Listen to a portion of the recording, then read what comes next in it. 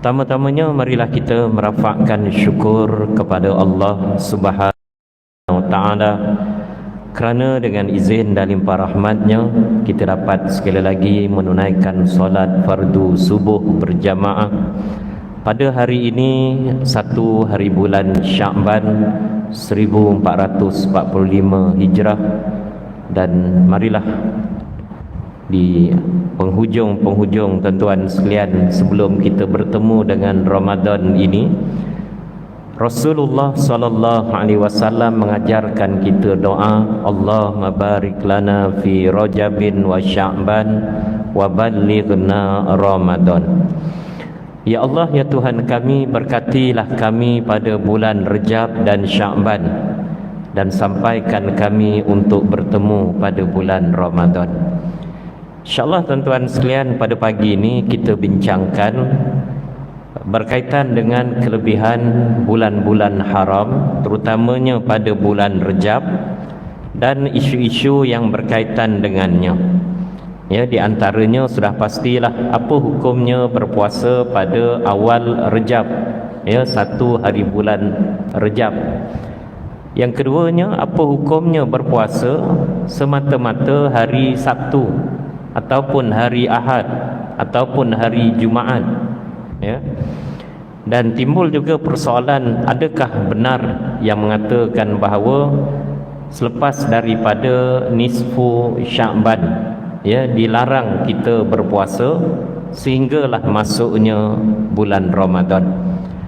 Kami di Pejabat Mufti Wilayah Persekutuan mengeluarkan pencerahan hukum artikel ini yang boleh dirujuk oleh para jamaah sekalian bertarikh 11 April 2017 yang telah dibaca seramai 186,137 orang. Kemudian yang berkaitan apa hukumnya berpuasa pada hari Sabtu dan Ahad pada 6 Mac 2017 dibaca seramai 241,847 orang. Dan hukum berpuasa pada bulan Sya'ban, khususnya pada pertengahan sehingga akhir bulan Sya'ban, kami mengeluarkan pandangan ini pada 25 Mei 2016 dan telah dibaca seramai 183,754 orang. Pertamanya, bulan Rejab ini merupakan salah satu daripada bulan-bulan yang mulia dan termasuk daripada bulan-bulan haram. Bulan haram itu terdiri daripada 4 bulan. Bulan Zulqa'dah, bulan Zulhijjah, bulan Muharram dan juga bulan Rejab. Inilah yang disebut oleh Allah Subhanahu wa taala di dalam Al-Quran, di dalam surah At-Taubah ayat 36. A'udzubillahi minasyaitonirrajim. Inna iddatash syuhuri 'indallahi 12 syahran fi kitabillah yauma khalaqas samawati wal arda minha arba'atun hurum.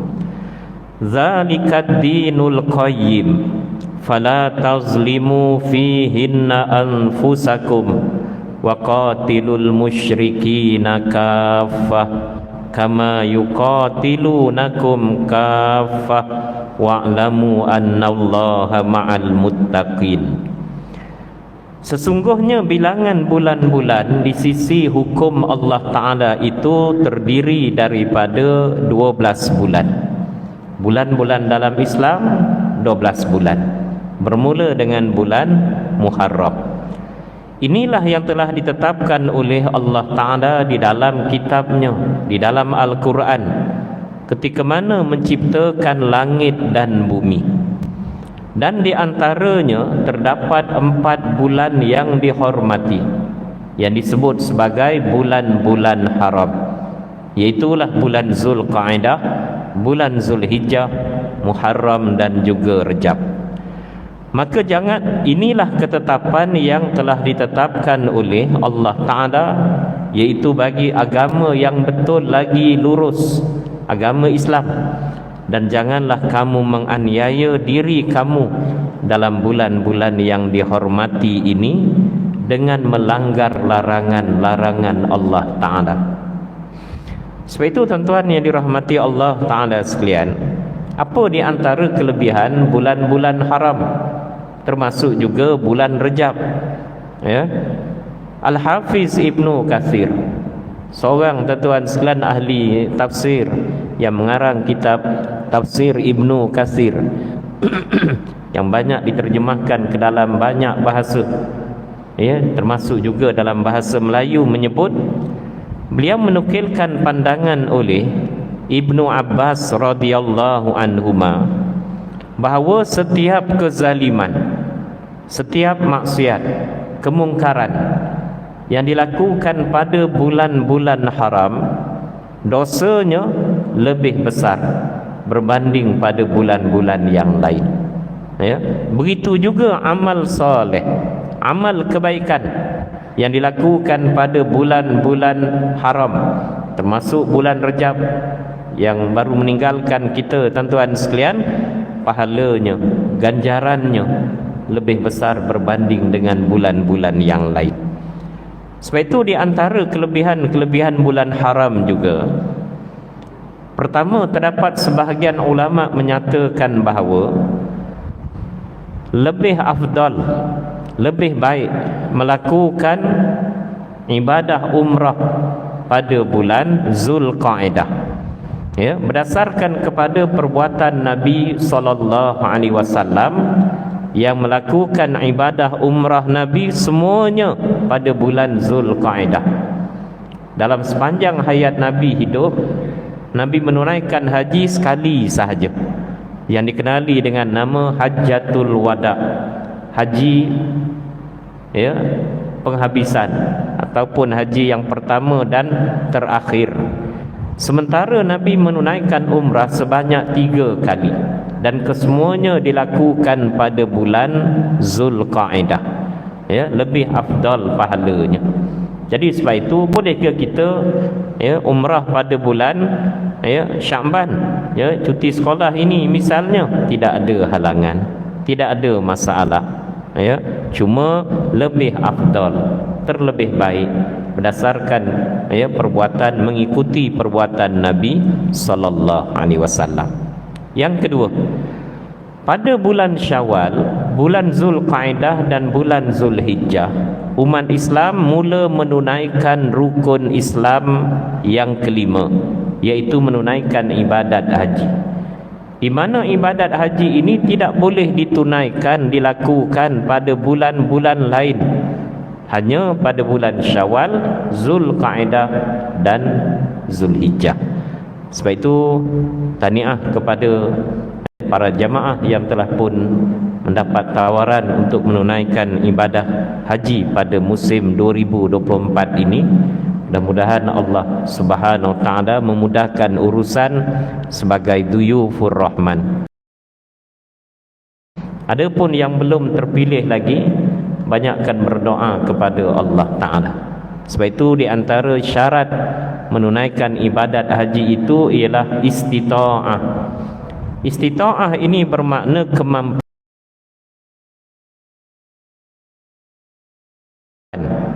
dan kemampuan ini dilihat dalam pelbagai aspek.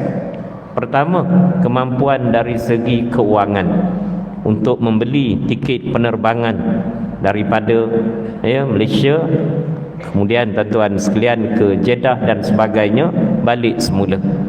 Yang keduanya, mempunyai tempat tinggal ataupun penginapan. Yang ketiganya, ya, mampu membeli makanan sepanjang berada di sana. Dan kemampuan kewangan ini bukan sekadar untuk mereka yang menunaikan haji, anak yang ditinggalkan, isteri yang ditinggalkan. Ya, kalau isterinya 3 orang, semua isteri mendapat, tuan-tuan sekalian, ya, nafkah sepanjang daripada dia menunaikan ibadah haji berkenaan. Yang kedua, istita'ah ini juga termasuk dari segi aman perjalanan.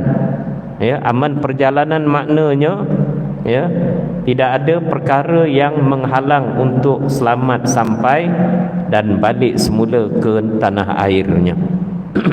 beberapa tahun yang lalu, khususnya pada Mac 2020 sehinggalah 2022, berlakunya wabak penyakit COVID-19 menyebabkan tuan-tuan sekalian, istitaah dari sudut aman perjalanan ini yang kebiasaannya penduduk Malaysia berdasarkan kepada banci mempunyai penduduk seramai 31.6 juta orang, maka 1% iaitu 31,600 orang menunaikan ibadat haji.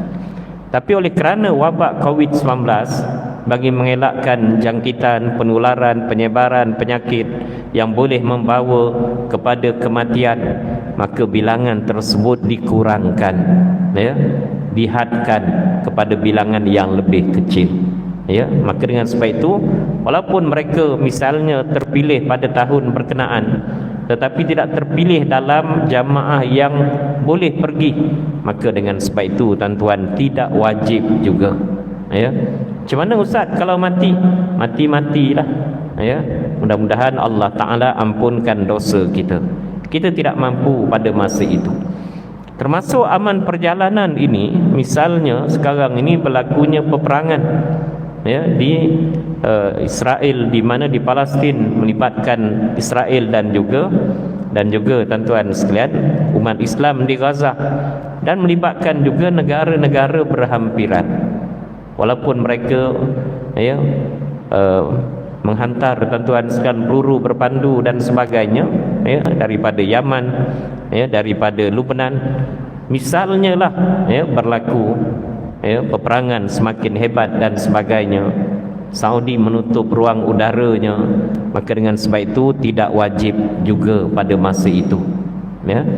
Termasuk juga tuan-tuan sekalian istitaah dengan maksud dia mendapat kuota berkenaan.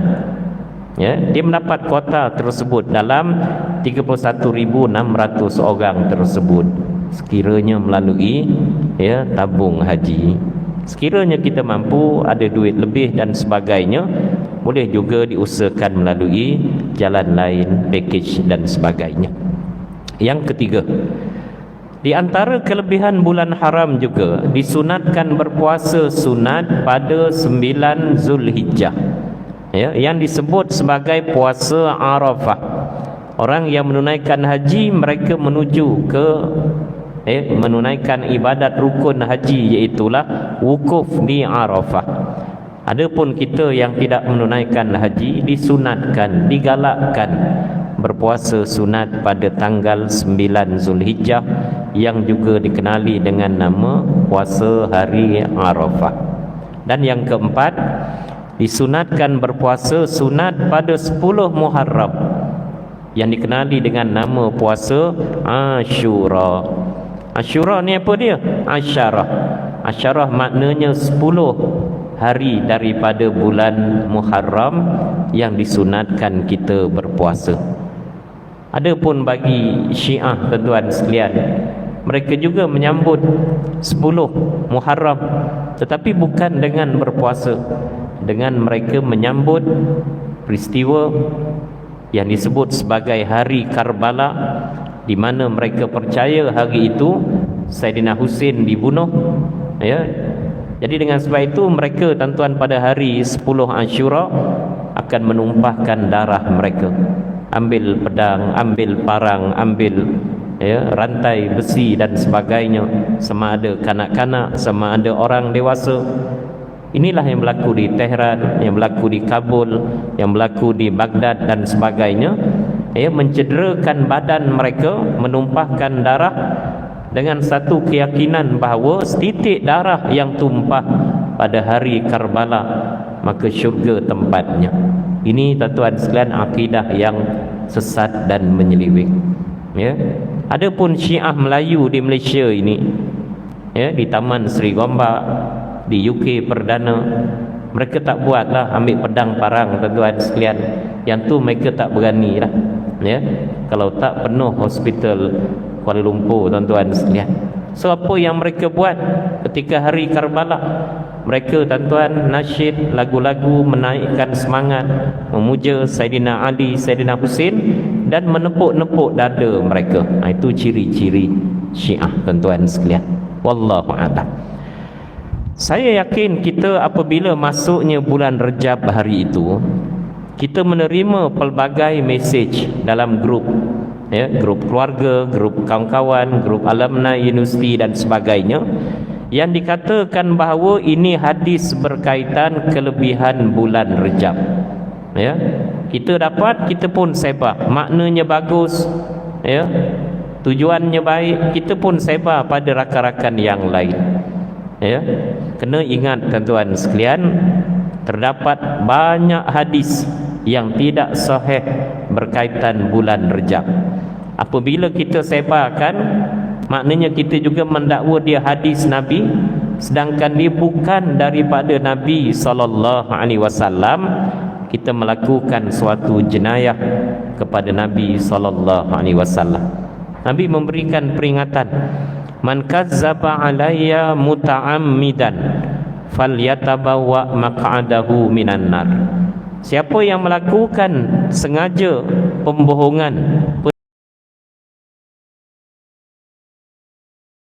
penipuan, pendustaan daripada aku, maka sedialah tempatnya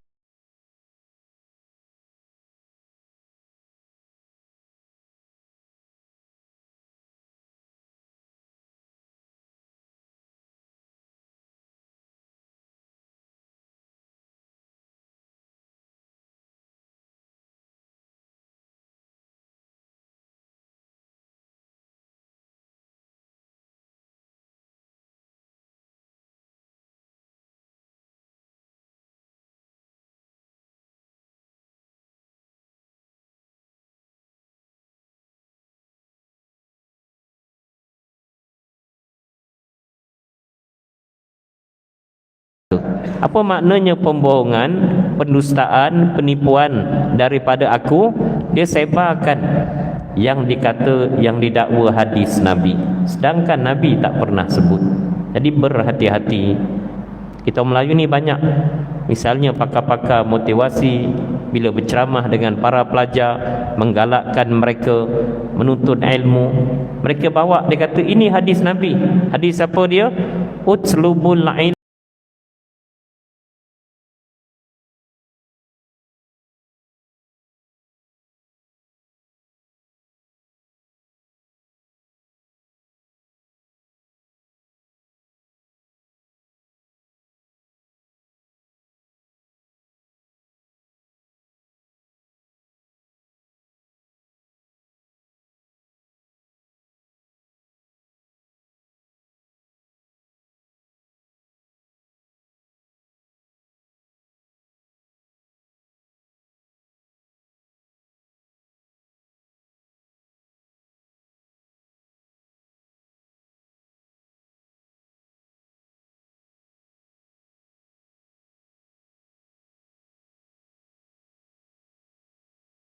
walau bisin. Tuntutlah ilmu walau sampai ke negeri Cina. Maknanya baik, tapi dia bukan hadis Nabi. Jadi tak bolehlah kita kata dia hadis Nabi. Dia adalah kata-kata ulama. Apa di antaranya tuan-tuan sekalian? Dikatakan bahawa Nabi SAW bersabda, inna fil jannati nahran yuqalu lahu Rajab ma'uhu asyaddu bayadun minal laban wa ahla minal asal man sama yauman min Rajab saqahullahu min zalikan nahr. Maknanya, sesungguhnya di dalam syurga itu ada satu sungai yang diberi nama Sungai Rejab. Airnya lebih putih daripada susu, rasanya lebih manis daripada madu.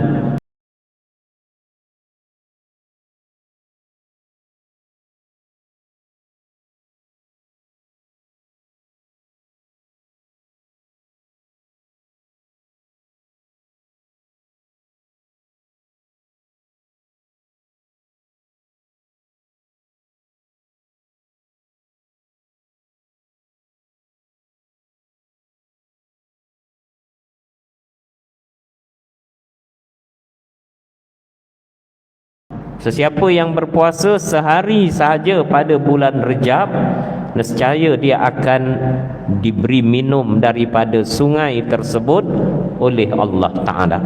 Hadis ini menurut Imam Az-Zahabi adalah batil, bukannya daripada Nabi sallallahu alaihi wasallam. Ya. Yang kedua, dikatakan bahawa Nabi sallallahu alaihi wasallam bersabda, "Man shoma awwala yaumin min Rajab ya'dilu zalika bisiyami sanah wa man shoma sab'ata ayyamin ughliqa anhu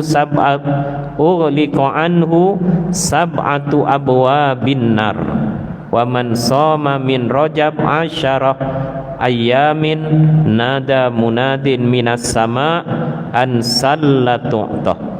Barang siapa yang berpuasa pada hari pertama bulan Rejab, umpama dia berpuasa selama setahun. Barang siapa yang berpuasa 7 hari, ditutup baginya 7 pintu neraka. Dan barang siapa yang berpuasa pada bulan Rejab 10 hari, diseru daripada penyeru daripada langit, mintalah apa sahaja, lalu dia akan diperkenankan permintaan dan doanya. Hadis ini juga batil, tidak ada asal baginya, bukannya daripada Nabi sallallahu alaihi wasallam. Sebab itu kita kena tuan-tuan sekalian cermat, supaya tuan-tuan sekalian kita tidak melakukan perkara yang dilarang oleh baginda Nabi sallallahu alaihi wasallam. Tuan-tuan yang dirahmati Allah, berkaitan tuan-tuan kelebihan bulan Rejab ini,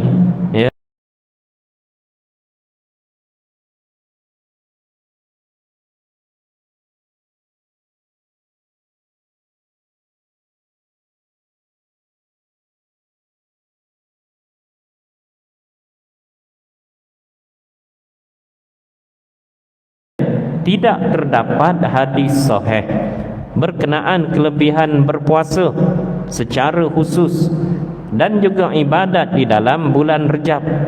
Kebanyakan hadis tersebut adalah hadis dhaif. Termasuklah doa yang dibacakan oleh imam selepas daripada solat berdasarkan hadis Nabi sallallahu alaihi wasallam, kana Rasulullah sallallahu alaihi wasallam iza dakhala Rajab qal Allahumma barik lana fi Rajabin wa Sya'ban wa ballighna Ramadan. Apabila tiba bulan Rejab, maka Rasulullah sallallahu alaihi wasallam akan berdoa, ya Allah, berkatilah kami pada bulan Rejab dan Sya'ban, dan sampaikanlah kami untuk bertemu dengan bulan Ramadan. Hadis ini adalah hadis dhaif. Jadi timbul soalan, bolehkah kita beramal dengan hadis dhaif? Di sana tuan-tuan sekalian, Imam An-Nawawi, Imam Nawawi ini anak murid pada Imam Syafi'i, orang yang alim, wafat meninggal dunia ketika umurnya 40 tahun. Tetapi kitabnya sampai hari ini orang baca, orang terjemah ke dalam banyak bahasa. Antara kitab yang terkenal Hadis 40, Matan Arba'in Imam Nawawi. Apa kata Imam Nawawi berkaitan hadis dhaif? Hadis dhaif boleh diamalkan jika memenuhi syarat-syarat berikut, jika memenuhi parameter berikut. Pertama, hadis dhaif tersebut tidak palsu. Yang kedua, hadis dhaif tersebut bukan dalam perkara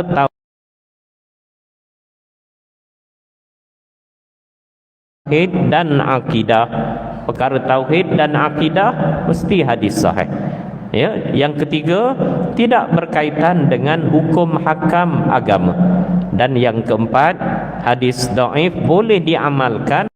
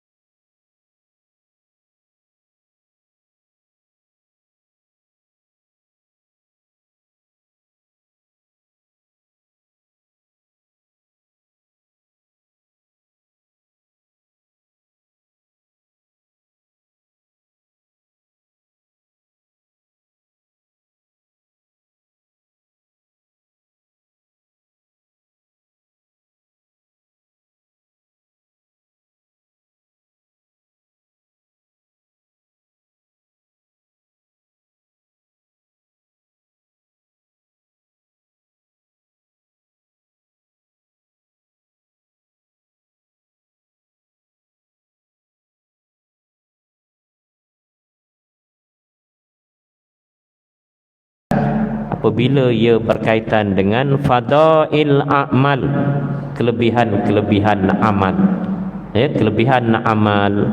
Ya, jamaah tabligh di masjid ini ataupun juga di masjid-masjid lain lepas asar mereka baca kitab fadail a'mal, kelebihan solat jamaah, kelebihan membaca Al-Quran, kelebihan berpuasa dan sebagainya, yang dikarang oleh Syekh Zakaria Al-Kandahlawi. Ya, banyak di dalamnya juga hadis-hadis dhaif. Boleh ke? Boleh, kerana ia berkaitan kelebihan amalan. Ya, kelebihan amal ataupun disebut sebagai fadail a'mal. Timbul soalan, ya, apa hukumnya kita berpuasa pada bulan Rejab? Ya, kalau kita lihat puasa yang disunatkan secara tuan-tuan sekalian umumnya yang kita faham, puasa Isnin, puasa Khamis, ya, puasa 3 hari setiap bulan, 13, 14 dan 15 hari bulan, 9 Zulhijjah, 10 Muharram. Jadi bagaimana kedudukan puasa pada awal Rejab ataupun puasa Rejab? Jumhur ulama ataupun majoriti di kalangan ulama dalam mazhab Hanafi, dalam mazhab Maliki, dalam mazhab Syafi'i, mereka mengatakan bahawa sunat berpuasa pada bulan-bulan haram. Ya, sunat puasa pada bulan-bulan haram, iaitu bulan Zulqa'dah, bulan Zulhijjah, bulan Muharram dan juga bulan Rejab. Jadi berdasarkan maksud umumnya tidak ada halangan untuk kita berpuasa pada, ya, bulan Rejab. Ada juga persoalan, apa hukumnya kita berpuasa 3 bulan berturut-turut, Rejab, Syakban, terus sambung Ramadan. Ya, seorang apa ni tuan-tuan sekalian, ketua lajnah fatwa, ketua bahagian fatwa di Al-Azhar University, Syekh Atiyah Sakar, dia berpendapat bahawa berpuasa penuh Rejab, Syakban, terus Ramadan tidak ada dalil yang melarangnya. Jadi bila tidak ada dalil yang melarangnya, diharuskan, dibenarkan. Walaupun begitu Nabi tidak pernah melakukannya, sahabat tidak pernah melakukannya. Jadi boleh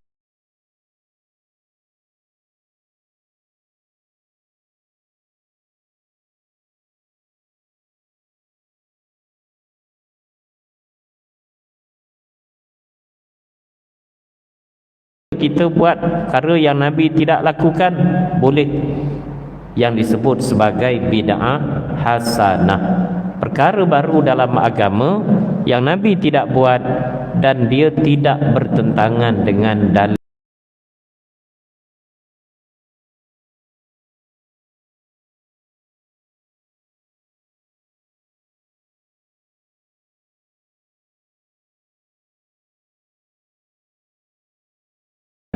di dalam Al-Quran dan juga hadis Nabi sallallahu alaihi wasallam, dengan syarat dia berkemampuan puasa penuh Rejab, Syakban, Ramadan. Yang keduanya, dia tidak beriktikad, dia tidak menganggap ini sunnah Nabi, sebab Nabi tidak melakukannya. Nak puasa-puasa dah. Ya, pada tahun 2009, ya, semasa saya bertugas di Masjid Negara, ya, agung pada masa itu tuan-tuan, amalan dia Rejab, Syakban, Ramadan, berpuasa. Jadi boleh ke? Boleh. Inilah amalan orang-orang soleh terdahulu. Seterusnya tuan-tuan, oleh kerana tidak ada hadis sahih berkaitan kelebihan amalan pada bulan Rejab, jadi apa yang boleh kita lakukan? Boleh dilakukan, digalakkan amalan secara umum sahaja. Misalnya, banyakkan berpuasa sunat, banyakkan membaca Al-Quran, banyakkan sedekah, ya, banyakkan berzikir kepada Allah, membanyakkan solat-solat sunat sebagai persediaan, ya, fizikal dan rohani untuk kita bertemu dengan bulan Ramadan. Ya, supaya nanti bila masuk Ramadan, ya, kita dah bersedia, ya, berlatih dengan puasa sunat, Tak adalah alasan tak laratnya, gastriknya, tak mampu dan sebagainya.